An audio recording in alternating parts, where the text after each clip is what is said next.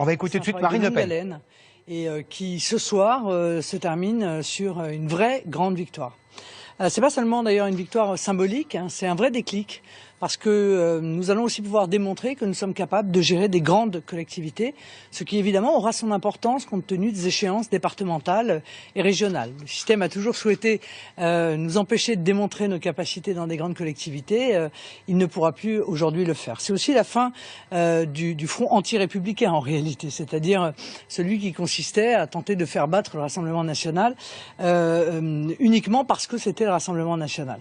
Donc il y a cette victoire à Perpignan, il y a aussi la victoire évidemment de Ludovic Pajot à Bruyères-les-Bussières, qui est une très belle victoire également, une commune dans le Pas-de-Calais, et puis d'autres communes, Moissac, Mazan, Bédaride et d'autres qui vont arriver au fur et à mesure de la soirée. Donc c'est évidemment une satisfaction. Alors évidemment cette satisfaction intervient dans une élection pour le moins étonnante.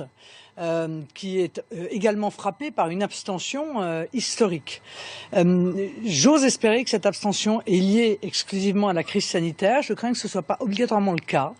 Et donc il va falloir qu'on s'interroge, et les uns et les autres d'ailleurs, tous partis politiques confondus, pour savoir qu'est-ce qui fait que les Français aujourd'hui se détournent des urnes alors même que leur vote est essentiel pour le fonctionnement de la démocratie. Il n'y a que leur vote qui peut faire changer les choses.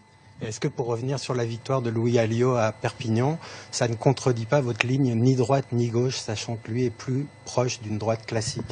Non, je ne crois pas du tout.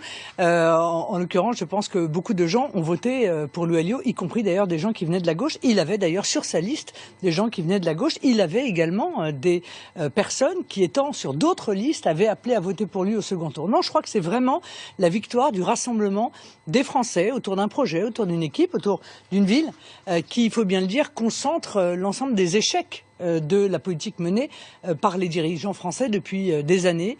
L'insécurité, la division, le chômage, l'effondrement économique. C'est à tout cela que Louis et son équipe vont devoir répondre maintenant, et ils le feront, j'en suis sûr, avec beaucoup de sérieux, beaucoup de pugnacité, beaucoup de compétences.